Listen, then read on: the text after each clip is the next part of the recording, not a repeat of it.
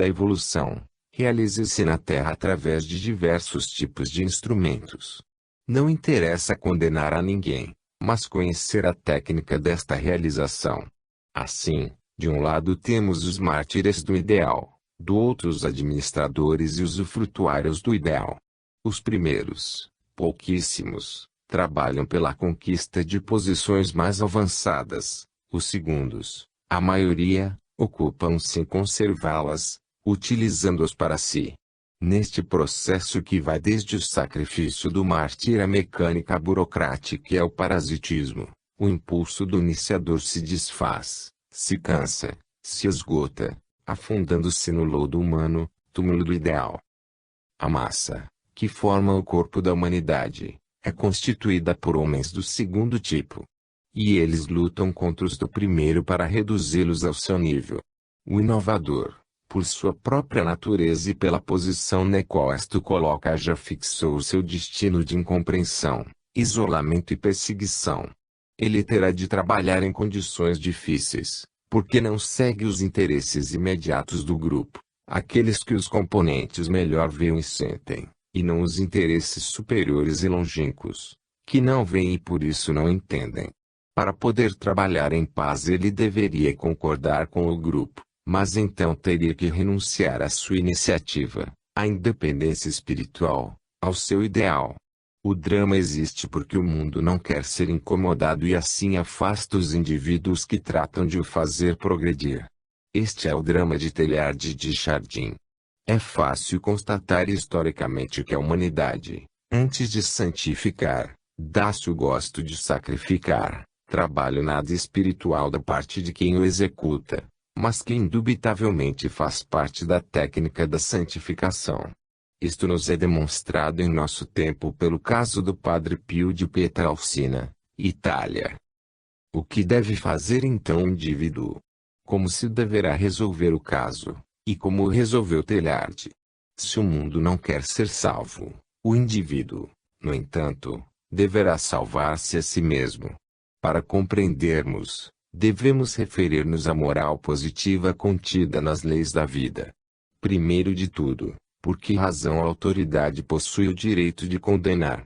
Tê-lo-ia, se correspondesse a um critério da justiça. Mas não corresponde quando a condenação do que hoje se considera prejudicial fica contraditada pela aprovação de amanhã, quando o mesmo fato acaba sendo considerado vantajoso. Este dizer e desdizer, à mercê das circunstâncias e das mudanças de opinião dos indivíduos que julgam, tem muito de provisório, incoerente e irresponsável, e não está de acordo com um tribunal de justiça. Será honesto aprovar somente uma ideia nova quando todos aceitaram, e para defendê-la não representa mais nenhum risco ideológico. Assim se chega sem perigo algum de enganar-se, mas é deprimente ser o último a chegar, arrastado pelos outros, a quem se deixa a responsabilidade das novas afirmações, a fadiga da pesquisa, a incerteza da tentativa, exceto o apropriar-se dos resultados quando tudo leva ao êxito. Quem é imparcial, porém, justifica tudo isto. A vida se baseia na luta. O grupo tem necessidade de defesa para sobreviver. Ele luta contra as coisas novas para sua conservação, e nelas vê uma tentativa de destruição do passado sobre o qual se baseia a sua existência. Trata-se, portanto, de um caso de legítima defesa contra um perigo, uma ameaça de morte. O direito de julgar e condenar se baseia nos fatos. 1. A posição do grupo perante o indivíduo é a do mais forte. Na Terra basta isto para conferir o direito de estabelecer qual é a lei, portanto, o de julgar. O grupo é o mais forte porque a maioria perante o indivíduo que está isolado, em minoria, e quem como tal, é mais débil, não tem direitos.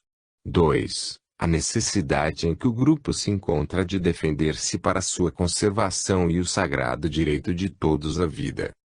E o indivíduo? Porque ele é minoria, porque não possui o poder que provém do números, porque está só. Para ele não haverá justiça, possibilidade de trabalhar para realizar o ideal, e assim fazer progredir a vida.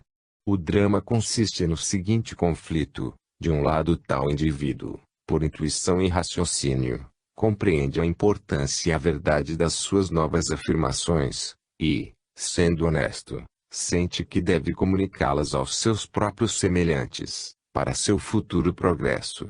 Ele viu e não pôde fazer outra coisa senão enunciar a nova verdade, do lado oposto à autoridade encarregada da defesa dos interesses do grupo, preocupada pela sua conservação e pela conservação do grupo, mais do que pela pesquisa da verdade.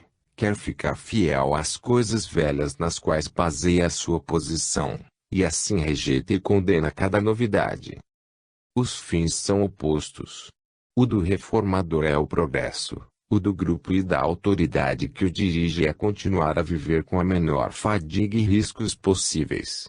Em virtude disto, é lógico que a autoridade imponha silêncio ao inovador. Assim o proíbem de falar, publicar, impedem-no de pensar e de compreender, como defender a verdade da qual está convencido. Então as duas partes em conflito transformam-se em dois inimigos em luta, cada um com boas razões para agir à sua maneira. O inovador atenta contra a tranquilidade e segurança do grupo, que assim se defende. A autoridade atenta contra a liberdade do espírito, quer dentro dele para deter ou torcer o pensamento, paralisando as mais nobres funções do ser. Isto não é senão um aspecto da luta entre o evoluído, que quer fazer progredir o mundo, e o involuído que não se quer deixar redimir com este progresso. Isso é contra Deus e pode ser feito em nome de Deus. Isto é sufocação espiritual, é negação de ascensão, mas a autoridade pode fazê-lo porque é o mais forte e assim tem razão contra o indivíduo, que, isolado, é mais débil. Por isso ele deve submeter-se, apesar de lutar por um fim muito mais alto do que aquele pelo qual luta a autoridade. Todavia trata-se de duas funções, ambas necessárias. Uma perante os homens por necessidade terrena, outra perante Deus por necessidade do ideal. Disto se deduz que, se a autoridade, do seu ponto de vista, tem o direito de condenar, o condenado, do seu ponto de vista, tem o dever moral, perante Deus e a sua consciência, de não renegar o seu pensamento e de continuar a sua obra. Foi exatamente assim que agiu Teilhard. Mais acima quisemos simplesmente encontrar e expor as razões que justificam a sua conduta, para nos convencermos de que se trata de um bom exemplo. Baseamo-nos na observação das leis biológicas do grupo, que são verdadeiras para cada grupo, portanto também para o religioso. Teilhard obedeceu à autoridade, sofrendo em silêncio, mas sem nunca renunciar às suas ideias. Às almas simples do povo ele não ofereceu o escândalo da desobediência, que estamos mais dispostos a imitar, o exemplo que a tantos oferece a oportunidade de sentir-se autorizados a seguir o caminho do mal. Para o homem do ideal, lançado em direção ao futuro, isto é martírio, mas a ignorância humana assim o exige. Ele o sabe e aceita. A posteridade depois julgará com outros critérios. E a autoridade tem tempo de entender e inverter o seu juízo. É assim que hoje se vai reabilitando para ir utilizando o que pode ser útil e aceitar o que já não se pode deixar de admitir. Assim se vai desenterrando o condenado ao silêncio, com cautelosas sondagens da opinião pública, para ver até onde será possível atualizar-se sem perigo. Aqui estamos só como observadores imparciais do fenômeno, para nos explicar o seu funcionamento. Havia também um outro lado de Teilhard. Ele comia o pão da ordem religiosa de que fazia parte e a qual estava moralmente comprometido de ficar fiel. Sendo honesto, sentia o dever de não se rebelar contra a família a que passara a pertencer, que o havia criado e agora o protegia no seu seio. Obrigações práticas de dar e haver, pequena contabilidade terrena, que no entanto os honestos têm em conta, porque receber sem dar em troca é explorar. Mas nem todos têm um sentido tão perfeito de honestidade. Outros, feridos no orgulho, revoltam-se abertamente para satisfazer a própria reação pessoal. Passam então para outro grupo no qual, conservando o mesmo espírito sectário, continuam lutando contra o grupo que primeiramente os hospedara. Então se trata de um homem de partido que, esteja de um lado ou do outro, permanece sempre igual, sem sair da sua velha forma mental. Que aconteceu então no espírito do inovador honesto, que não obstante respeita a autoridade? Quais são os seus direitos, as suas compensações? Para ele existe o caminho da paciência, do trabalho, do martírio, caminho que é também o da sua santificação. Observemo-lo. Ele pode servir de exemplo e guia a quem se encontre em semelhantes situações. Lemos no volume, o jesuíta proibido de G. Vigorelli. Não está ainda escrita a história secreta da redução ao silêncio de Teilhard de Chardin. Dos dois interlocutores um está sempre ausente, e, mesmo quando se faz presente, castiga, mas não entra no diálogo. A mão, a cada vez que castiga, se esconde. Drama sumamente cruel que durou mais de 40 anos, mais ardente porque ficou coberto pelas cinzas. O seu confrade Padre Pierre Leroy, no seu livro Pierre Teilhard de Chardin Téléphoniques de Laicominu, testemunha, incompreendido e condenado ao silêncio, sofre de angústias, que algumas vezes o aniquilam. Com paciência suportava uma prova que esmagaria os corações mais fortes.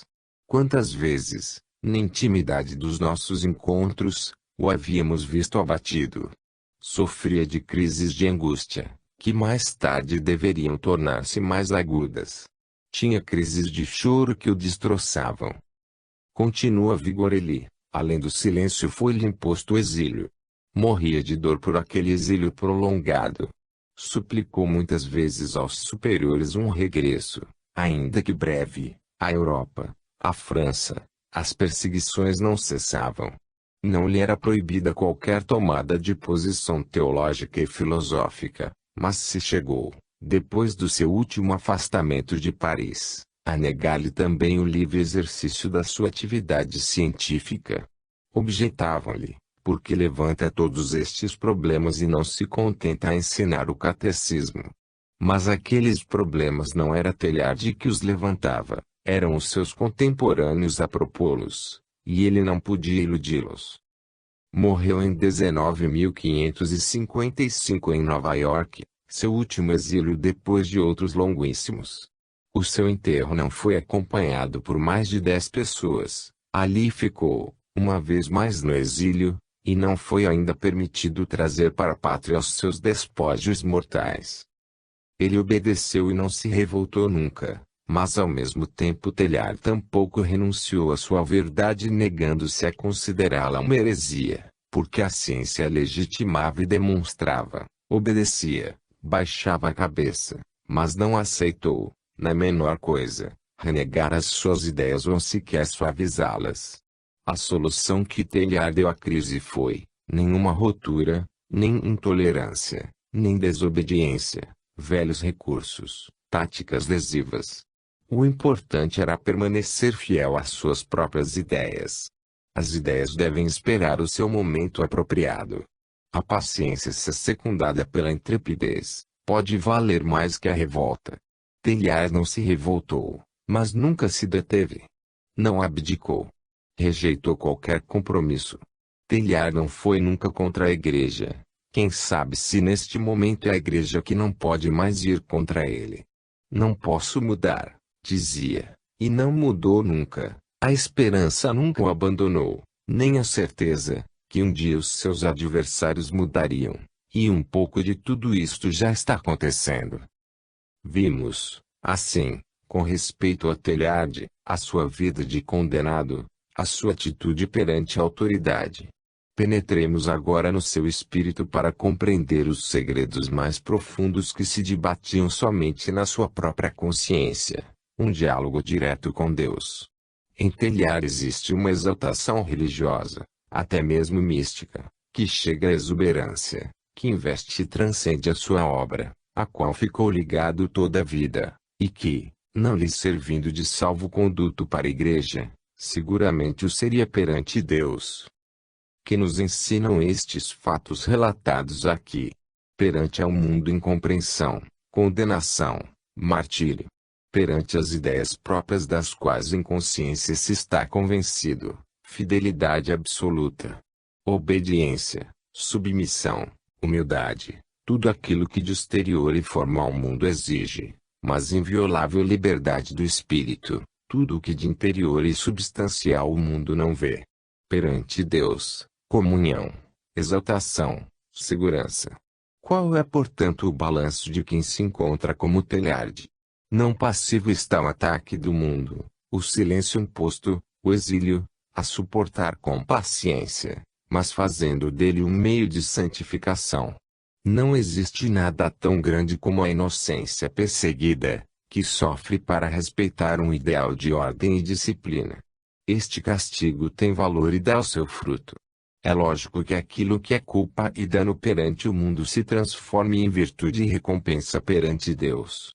Existe assim também o ativo dado pela própria santificação, pela afirmação da inviolabilidade da liberdade do espírito, e sobretudo por sentir-se puro perante Deus e pela satisfação de gozar no íntimo da própria consciência, do seu consentimento, vizinhança e ajuda. É segundo a sua natureza, e assim a revelando, que o indivíduo escolhe colocar-se do lado do mundo ou do lado de Deus. Estes são problemas que não interessam a maioria, que não está nestas condições, mas que são graves e vivíssimos para o homem espiritual que nelas se encontra. O que queremos conhecer bem é qual o ativo, de que consegue viver tal indivíduo, com que forças ele pode sustentar-se para resistir àquela sufocação de alma. Se o dever da obediência procura matá-lo nas suas mais altas inspirações, deve ele aceitar a sua morte espiritual, o que equivale a consentir no seu próprio suicídio. Não. Ele tem dois imensos recursos para sobreviver, não obstante a renúncia espiritual e obediência que se lhe impõe, tem para si a inviolabilidade do espírito, no qual nenhuma autoridade humana pode penetrar, e a sua consciência tranquila perante Deus, convencida da sua própria retidão e inocência. Deste modo ele traz consigo a sensação da presença de Deus e a segurança do seu consentimento e ajuda. Ele sabe que existe um ou outro tribunal superior a todos os do mundo, uma justiça que não erra. Nesta confia e a ela se entrega. Vê-se possuindo uma riqueza de potência, de segurança e de paz que ninguém lhe pode tirar. Refugia-se em Deus e nenhum tribunal humano poderá alcançá-lo. Esta é a força do mártir, a derrota terrena, que diante de Deus é triunfo. Mas há ainda mais. As leis da vida garantem, pois o triunfo final do ideal, pelo qual o homem espiritual se sacrifica. Diz o citado volume, depois de 50 anos de proibições e de admoestações, as ideias revolucionárias de Teilhard abrem caminho. O concílio ecumênico, que está em curso, no fundo está precisamente entrando no sulco salutar daquelas ideias, e a Igreja terá tudo a ganhar e nada a perder, se decidir a absolver Teilhard, depois de ser ignorado, contrariado, condenado. Está em execução a liquidação da era constantiniana e do espírito sectário da Contra-Reforma. É um programa indubitavelmente teilhardiano. Quem conhece as leis da vida sabe que o fenômeno deve realizar-se deste modo, já que esta é a linha natural de seu desenvolvimento. Então ele se submete a estas leis e espontaneamente aceita tudo isto por convicção. A evolução deve ser o resultado de um esforço, a sua realização, o prêmio de uma fadiga. Esta pertence, por direito, ao mais evoluído que avança à frente dos outros, que representam por sua vez a resistência a vencer, o obstáculo a superar, as trevas a iluminar. Embaixo está o mundo, na retaguarda da evolução, em direção ao alto se lança o evoluído, para frente, avançando em direção a Deus, distanciando-se do mundo. Ele está não do lado do mundo, mas do lado de Deus, que o espera, o convida, o impulsiona para diante, atraindo-o e ajudando-o. A grande força, a potente indenização do condenado, mesmo que o tenha sido em nome de Deus, é estar ao lado da verdade, do justo, de Deus, É encontrar-se ao lado da sua lei que estabelece que no fim o bem vence o mal. A afirmação domina a negação. A força de quem sofre lutando pela verdade está no fato que este indivíduo trabalha para avançar na direção que a evolução determina, sendo portanto arrastado em cheio pela sua corrente. O idealista, hoje condenado, sabe que lhe pertence o futuro. Leva consigo o impulso irresistível da divina vontade da evolução que exige a ascese. É precisamente através dele que tal impulso se realiza, para conduzir tudo e todos onde quer, isto é, em direção a Deus. E que poder têm os homens contra quem tem a seu favor as leis da vida e a ajuda de Deus? Quem alcançou o plano do Espírito vive por cima do mundo. Nenhuma pressão ou submissão pode agora alterar tal estado de fato. Quem viveu tais experiências pode compreender o que estes conceitos significam. Mas, observando as coisas de outro ponto de vista, se poderia perguntar: têm os tribunais humanos o direito de infligir dores a um inocente? Mesmo segundo as leis do mundo, não é abuso de autoridade. Mas isto se justifica pelo fato de que a sua função é a de defender o grupo, e na desesperada luta pela vida, não há lugar para a debilidade. O grupo reclama o seu direito à legítima defesa de sua existência e portanto é justo que esmague a todo aquele que atente contra ele. As forças em defesa do inovador condenado não devem vir da terra. Esta representa a parte inferior da existência, a parte negativa, adequada à resistência. Aquele indivíduo pertence, ao contrário, ao céu, que representa a parte superior, mais vizinha de Deus, a parte positiva e dinamizante. Neste caso se verifica o mesmo antagonismo que imediatamente se estabeleceu entre Cristo, o maior dos inovadores em favor da evolução humana, e o mundo que se dispôs a ser seu inimigo, e que a redenção respondeu com a crucificação. Para quem compreendeu a estrutura do fenômeno, tudo está portanto no seu lugar. Cada um atua e com isto revela a sua natureza. Dado o estado evoluído da humanidade, não é possível obter melhor do que isto. Certamente, amanhã, graças ao trabalho de mártires inovadores, o mundo será diferente. Mas lhes corresponde o trabalho de transformar a humanidade com o seu próprio sacrifício. O caso de Cristo nos mostra que também com ele, em idênticas condições, se verificou o mesmo fenômeno, e o que compreender a classe sacerdotal no momento em que se propõe as inovações. Mas, que mais pode pedir o condenado senão estar do lado de Cristo, ser tratado como ele foi tratado, sofrer como ele pelo progresso, que é a redenção, junto a ele, irmanado na mesma dor pela mesma causa? Que honra, que alegria, que amor existe maior do que este? Que se pode pedir mais? Cada um reage segundo a sua natureza, assim é demonstrando. O primitivo rebela-se contra a autoridade, atua imediatamente segundo a lei da luta, que é a lei do seu plano, manifestando com isso a sua involução. O evoluído, pelo contrário, pensa no perdoa-lhes porque não sabem o que fazem, e obedece.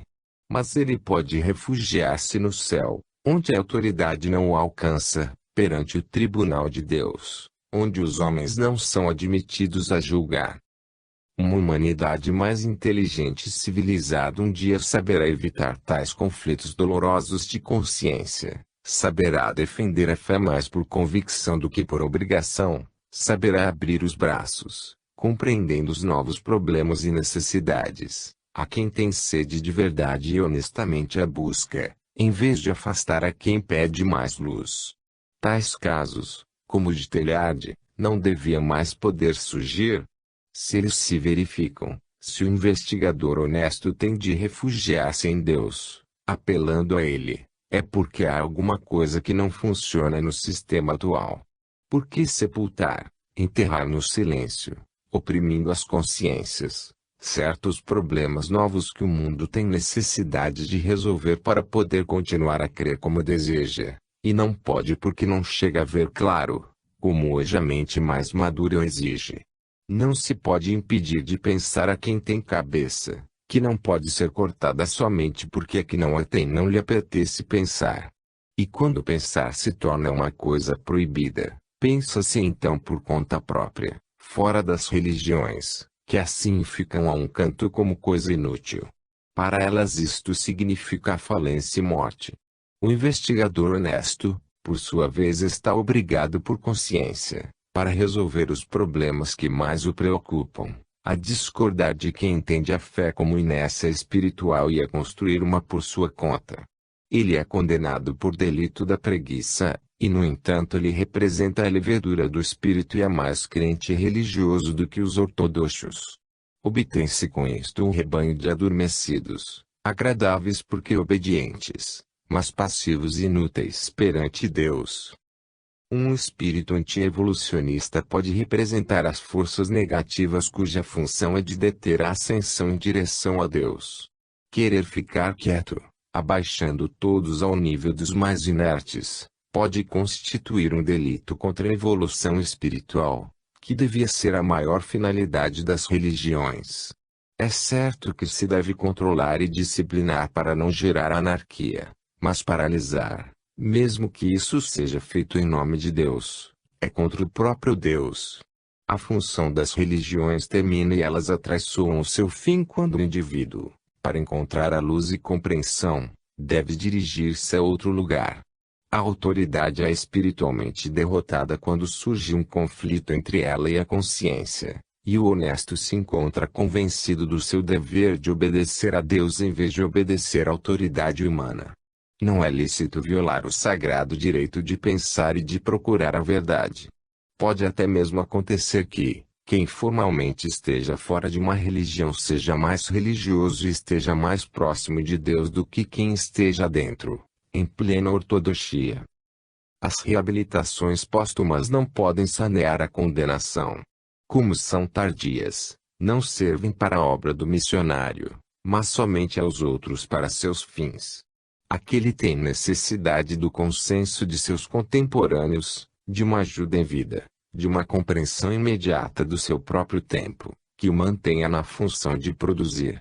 Acercar-se do próximo com compreensão pode ser uma forma de caridade cristã, de amor evangélico, sendo anticristão o contrário. Nas religiões deveria existir uma seção de livres investigadores, uma espécie de laboratório para as experiências do espírito, um instituto de investigação religiosa. Diz Teilhard, estou preocupado com o fato de que à Igreja falta um órgão de investigação, diferente de tudo o que existe e se desenvolve à sua volta. Esta investigação é uma questão de vida ou de morte. Fato que pode surpreender os teólogos na sua vida tranquila. Há, hoje, problemas que queimam, que ninguém coloca claramente, nem defronta senão em alguma conversa privada. Existem ideias, ainda em bruto e parcialmente equivocadas, mas libertadoras, que germinam e morrem no espírito dos indivíduos isolados. Necessitaria, penso, de um órgão para recolher, centralizar, purificar tudo isto, quase diria um laboratório dedicado a estas experiências. Isto para prevenir um cisma entre a vida humana natural e a Igreja. De fato, o cisma atual é mais perigoso, porque não se apresenta na forma já conhecida, ou seja, com o surgir de uma nova religião inimiga que se pode combater como no passado, mas aparece com a morte do espírito e do sistema de todas as religiões, como se o apagasse no materialismo e na ciência, que simplesmente não as tomam mais em consideração. Assim, no meio da indiferença geral, o pensamento dirigente não se interessa mais, e as abandona. O objetivo da intuição antes mencionada deveria ser, ao lado do reconhecimento da necessidade de conservar, também o da necessidade de progredir. Como na ciência, também nas religiões, a investigação deveria ser livre, não fechada e condenada. As várias doutrinas deveriam ter, como tudo o que existe, também uma porta aberta para o caminho da evolução. Seria necessário superar aquela psicologia morta, pela qual comodamente se afirma que todos os casos possíveis já foram vividos, que por experiência dos séculos a todas as objeções já foi dada resposta, de modo que tudo já está previsto e resolvido. O fato é que, enquanto as religiões procuram detê-lo, o pensamento humano caminha aí, porque estas o querem deter. Ele se pôs a caminhar por sua conta, fora das religiões que são deixadas para trás e esquecidas, com todo o devido respeito, no meio das coisas velhas que não servem mais e se põe no museu. Assim nasceu a indiferença, o materialismo, o ateísmo e outros males semelhantes. Os micróbios patogênicos estão por toda parte, mas o seu ataque vitorioso depende da nossa predisposição e debilidade orgânica. Ninguém pode fugir às leis da vida, que está pronta a liquidar tudo que não serve mais para a função que cada um deve cumprir. 3. A paixão por Cristo, racionalmente concebida como ponto de convergência da evolução da vida. Também em Teilhard encontramos uma concepção mais ampla de Cristo. Aparece-nos assim a visão de um Cristo universal, quase diria super-religioso, num sentido que está por cima do sectarismo separatista na qual tendem a dividir-se as religiões, um Cristo que, em vez de isolar-se numa delas em oposição às demais, tende a uni-las todas, sendo concebido com a forma mental da imparcialidade científica, em termos vastíssimos em relação com as leis biológicas, como ponto de convergência e última meta divina da evolução da vida. Trata-se de um Cristo muito maior, eixo espiritual do mundo, alcançável pelas vias do misticismo, como pelas vias da ciência, ponto ômega desta como é da fé, significado e conclusão da história, princípio, guia e cume da evolução. Só hoje concebível desta maneira devido à atual maturação do pensamento humano. Um Cristo total, não só religioso, fechado no passado, mas também progressista, atual, social, um Cristo que aceita a luz que vem do pensamento científico, que reconhece o caráter sagrado da investigação, e a nobilita e santifica, porque é santo todo o conhecimento. Como função e produto do Espírito, um Cristo que não está contra mas com a ciência, com a ânsia de saber, com o espírito da indagação, com a paixão de evoluir, um Cristo que agora se desenvolve em dimensões vastíssimas, dentro da mente humana, hoje apta a concebê-lo com outras medidas, mais racional presente, dinâmico, universal, unitário, síntese suprema de fé, de pensamento, de vida. É necessário assim refazer o nosso conceito do Cristo, que permaneceu entre nós como imagem feita de matéria, o Cristo crucificado e morto, para recordar-nos, para a vergonha nossa, daquilo que fizemos dele. É necessário fazê-lo sair dos esconderijos onde parece ter se refugiado, escapando do mundo, e onde jaz coberto de pó, atrás dos utensílios de culto, a fim de que ressuscite e viva entre nós, um Cristo que está conosco em todas as horas, com quem convivemos dia e noite, que assiste a todos os nossos pensamentos e obras, toma parte em nossas alegrias e dores, e não um Cristo com o qual nos encontramos em horas fixas, ou quando decidimos penetrar no recinto dos templos, onde o isolamos fora de nosso mundo. Um Cristo imanente, próximo, que conosco enfrenta os nossos problemas e nos ajuda a resolvê-los, em vez de desaparecer transcendente nos céus, inalcançável na sua glória, um Cristo orientador da dinâmica da vida, operando junto de nós no imenso esforço criador da era moderna, potencializando-o com os seus imensos valores espirituais. Um Cristo não mais monopolizado nas mãos dos seus ministros e fechado no âmbito de uma só religião. Um Cristo que se possa venerar sem ter que litigar com as outras religiões, amar em outras formas ainda que não ortodoxas, um Cristo que se avizinha dos espíritos com amor, e não apenas para julgar e punir, que não os afasta com os raios da vingança, um Cristo feito de concórdia para fundir e não de rivalidade para dividir, que é seguido porque convence e convence porque fala com compreensão à inteligência, em vez de apenas condenar como perseguidor de heréticos. Um Cristo refúgio da pureza, fora de toda a sujidade humana, mesmo da que está escondida sob as aparências de religião. Eis algumas palavras de Teilhard de Chardin na sua Messe sur le Monde, já que, Senhor, aqui nas estepes da Ásia, eu não tenho nem pão, nem vinho, nem altar, mas elevarei por sobre os símbolos, até a pura majestade do real, e vos oferecerei, eu, vosso sacerdote, em cima do altar da terra inteira, o trabalho e dor do mundo. O meu cálice e a minha paternação à profundidade de uma alma amplamente aberta a todos os esforços que se estão elevando de todos os pontos do globo a fim de convergirem no espírito.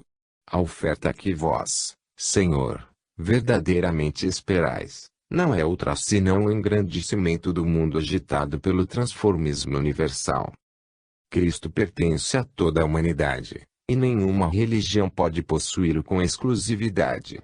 Não se pode isolar num templo particular, num grupo humano, porque ele está no centro da biologia universal do espírito. Este Cristo de dimensões cósmicas, superior a todas as formas e dimensões humanas, situado no centro de uma super-religião de substância, no vértice da evolução da vida no planeta, nos antípodas da nossa baixa existência terrena, sempre presente para sanar com o seu divino esplendor a nossa cegueira, e com a sua potência e bondade as misérias de nosso pobre mundo. Este é o Cristo que, junto a Teilhard, eu venero e amo. 2. Ciência e religião. Voltamos a falar, para compreendê-lo melhor, do pensamento de Teilhard de Chardin. Observando os fenômenos, sobretudo no seu íntimo significado, ele chegou a uma visão do plano geral de existência, no qual domina o princípio da evolução, que faz do ser um transformismo em marcha.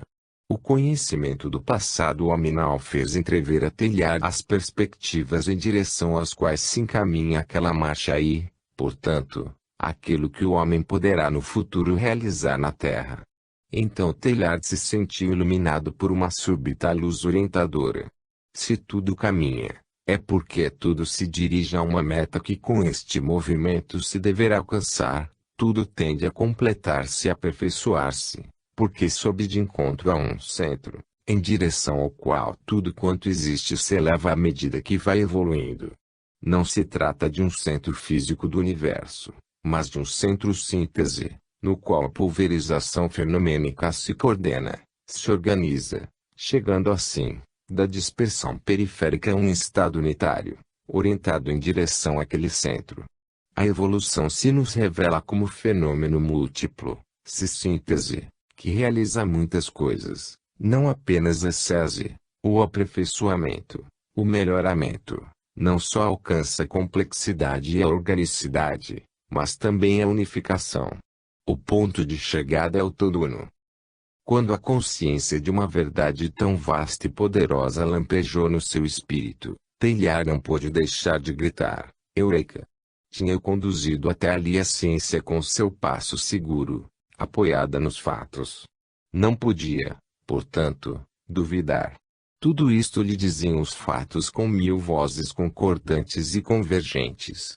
Então ele, tendo se dado conta que este era o significado da existência, não pôde deixar de ver as consequências desta sua descoberta. Eis como acabou por dedicar-se, além da ciência, à filosofia, à metafísica e à teologia. Ora, todo grupo humano de qualquer espécie, toda escola filosófica, religiosa, teológica etc., tem o seu patrimônio de ideias e terminologia própria, a sua linguagem particular, a sua forma mental, que enquadram o pensamento, cristalizando-o, e dentro dela pretendem encerrar e limitar também o pensamento de quem ataca de frente os problemas por eles tratados. Se depois, aquele pensamento chegou a uma fase avançada de velhice e de consequente cristalização, e fixou-se numa codificação de normas mecânicas para o uso de uma determinada organização humana, tudo se estanca e, naquele campo, a evolução para. Então o novo é simplesmente julgado errado e portanto condenado. As verdades tratadas por aquele grupo e escola tornam-se propriedade sua, e portanto reservadas e intocáveis. De resto, isto é justo porque foram construídas por eles, que assim tem o direito de possuí-las em exclusividade e de defendê-las como coisa própria. O erro está em querer dar à posse da verdade um sentido diverso e maior do que de legítima propriedade reservada para uso e vantagem de quem a possua. O erro está no fato de que os grupos e escolas pretendem dar um valor universal, eterno, absoluto, às suas verdades particulares que, como tudo na Terra, não podem ser mais do que relativas e progressivas no tempo. O que aconteceu então a Teilhard? Aconteceu o que acontece a todos os inovadores que viram mais longe do que os outros aos quais quiseram fazer ver mais longe também, para além dos limites das verdades já vistas e codificadas por eles. É neste ponto que aparecem as condenações. Os precursores, desde Cristo a Galileu etc., são condenados como heréticos. Estamos observando imparcialmente um fenômeno que se apresenta o mesmo em todos os tempos e lugares, religiões e partidos, porque se trata de um fenômeno biológico que se verifica segundo uma lei da vida, toda vez que um indivíduo mais progressista queira arrastar os mais atrasados para frente no caminho da evolução. Eis o que aguardava Teilhard quando, uma vez iluminado pela visão de uma verdade muito mais vasta e convincente, se sentiu impulsionado a gritá-la ao mundo. Foram novos conceitos, com nova linguagem, porém dissonantes para os ouvidos habituados à velha terminologia tradicional, estranhos e inaceitáveis para a forma mental acostumada aos destilados processos lógicos da filosofia e teologia. Um terremoto numa cidade adormecida, uma tempestade de absurdos sobre um lago tranquilo ou sobre um jardim bem tratado. Então os conservadores se precipitam em levantar barreiras de defesa, para calar aquele escandaloso eureka que pretendia tudo resolver, fazendo abandonar a velha estrada sobre a qual caminhava tão bem a sua antiga sapiência. Este foi o martírio de Teilhard, como é de todos os inovadores, tropeçar nestes obstáculos colocados no meio do caminho para que a evolução se detenha. Tropeçar, cair, lacerar-se a carne, porque quem é velho teve tempo de tornar-se poderoso na terra, e tem bem agarrado nas mãos o fruto do trabalho executado no passado, a propriedade adquirida de conceitos, doutrinas, organizações, instituições, leis, autoridades etc. E quem é velho, está por lei biológica, pronto a usar estas suas forças como arma para defender a sua sobrevivência. Mas a visão de Teilhard é esplêndida. Ele a vê e fica por ela fascinado. Os outros não a veem e a negam. Mas por que as autoridades condenam com tanta pressa? Talvez porque tenham medo do novo? Certamente que, dada a estrutura das leis da vida, o novo deve representar para o velho uma ameaça contínua porque tende a superá-lo para substituí-lo. E a vida que avança. Assim se explica esta reação. Mas Teilhard viu e não pôde calar. Discute-se nos ambientes tradicionais se ele podia ou queria fazer teologia ou filosofia. Ora, se é justo que a solução de determinados problemas constitua uma propriedade reservada porque é o produto de certos ambientes particulares, nem por isso se pode declarar que tudo seja reservado como propriedade com o propósito de excluir os outros de um dado terreno fenomênico, de um dado tipo de investigações e conclusões, de um setor do conhecimento. Como é possível pôr limites ao pensamento humano? Com que direito proibir ao cientista de ultrapassar os resultados imediatos? Como impedi-lo de olhar mais longe do que eles e assim sair do terreno da ciência para expandir-se no da filosofia, metafísica e teologia? É impossível seccionar o conhecimento em compartimentos estanques, isolar um problema dos outros, deter-se no exame de um fenômeno e de uma lei sem ver em cada campo todas as consequências.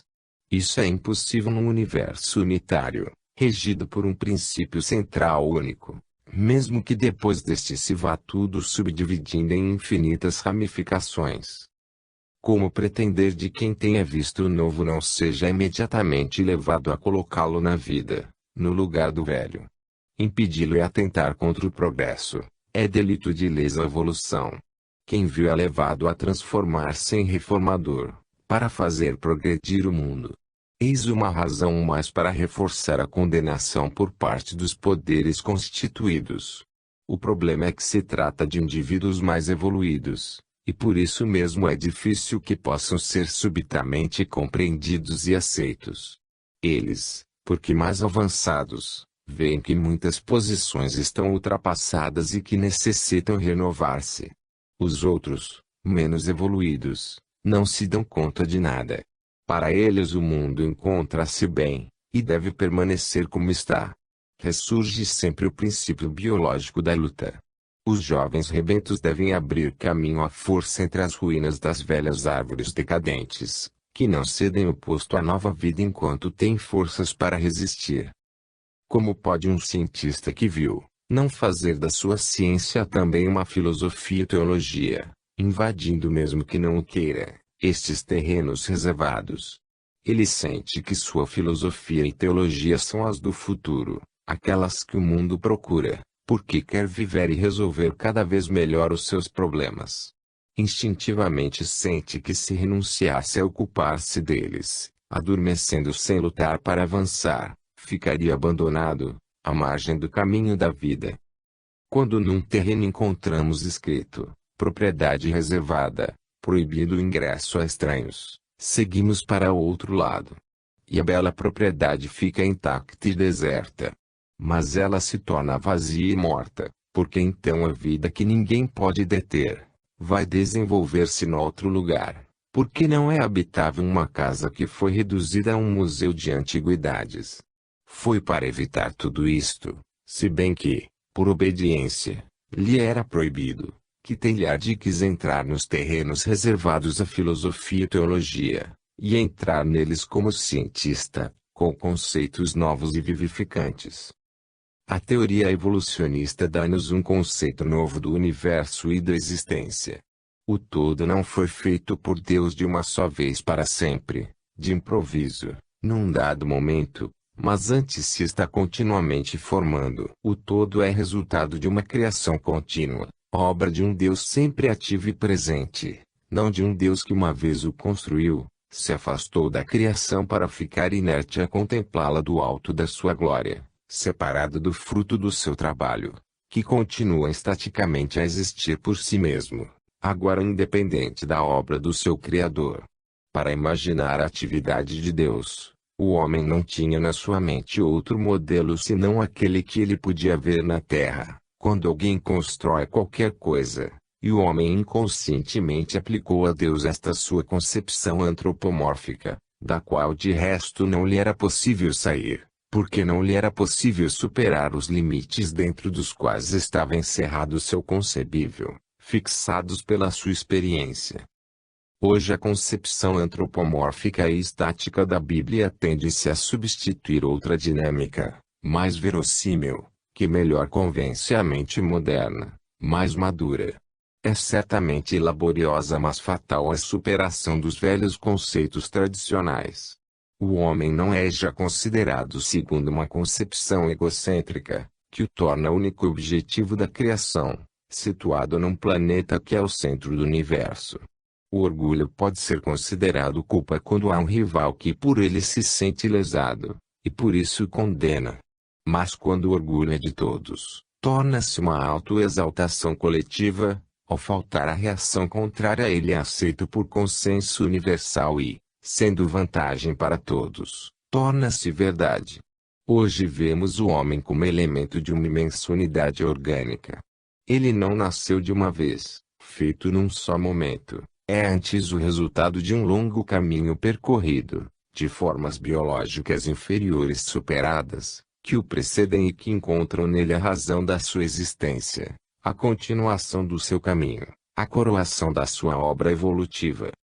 Concepção nova, tanto mais vasta e dinâmica que nos abre a mente para horizontes imensos. Ora, já que a ciência nos mostrou, saibamos que existe um caminho evolutivo, e que grandiosa visão se abre diante de nós se pensarmos até onde aquele caminho poderá levar-nos. Religião, ética, espiritualidade, ideais, tudo adquire um significado positivo, uma possibilidade de atuação concreta. Estas abstrações entram vivas e atuantes em nossa existência, não só como aspirações, mas para se realizarem em função do grande fenômeno da evolução. Só assim poderemos retirar as velhas concepções filosóficas e teológicas das estantes poeirentas, onde têm sido respeitosamente conservadas, e trazê-las para junto de nós para que se transmudem em formas de vida. Deveríamos compreender que o novo não surge para matar o velho, mas somente para substituí-lo, a fim de que a vida, que fatalmente lhe escapa, continue em novas formas, que não o excluem, mas somente o completam e fazem avançar o passado. Não há doutrina religiosa que possa deter estas leis, que são as leis da vida. Eis o que querem os inovadores, e através deles com seus instrumentos, eis o que irresistivelmente impõe a evolução. Do evolucionismo nasce uma moral dinâmica para o lugar da velha moral estática. A nova ciência diz-nos que a vida evolui em direção à espiritualização e que nela consiste nosso futuro. O passado mostra-nos qual deverá ser o futuro, porque este não pode ser senão um prolongamento daquele, a sua continuação lógica. Eis que a nossa vida adquire um significado profundo porque existe na direção de uma meta que podemos racionalmente prever qual seja. Caminha-se e sabe-se para onde vai. Do que nos mostra a nossa história geológica e paleontológica, podemos positivamente deduzir qual será o nosso futuro. Caminhemos em direção a novas grandes afirmações no campo intelectual e espiritual, com infinitas consequências de todo o gênero. Tudo assume um valor construtivo.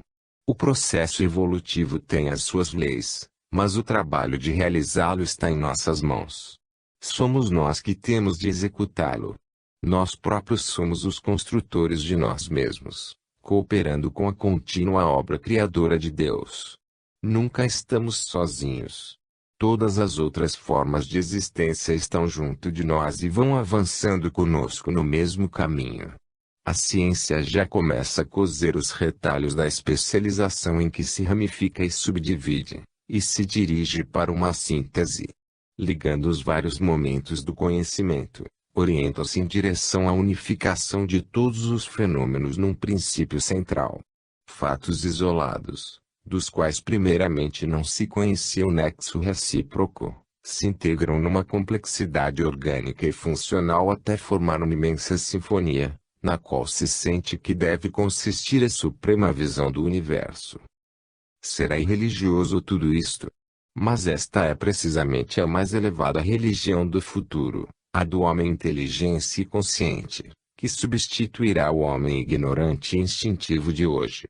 E a ética se transformará paralelamente a esta religião maior. Será possível que as atuais façam resistência.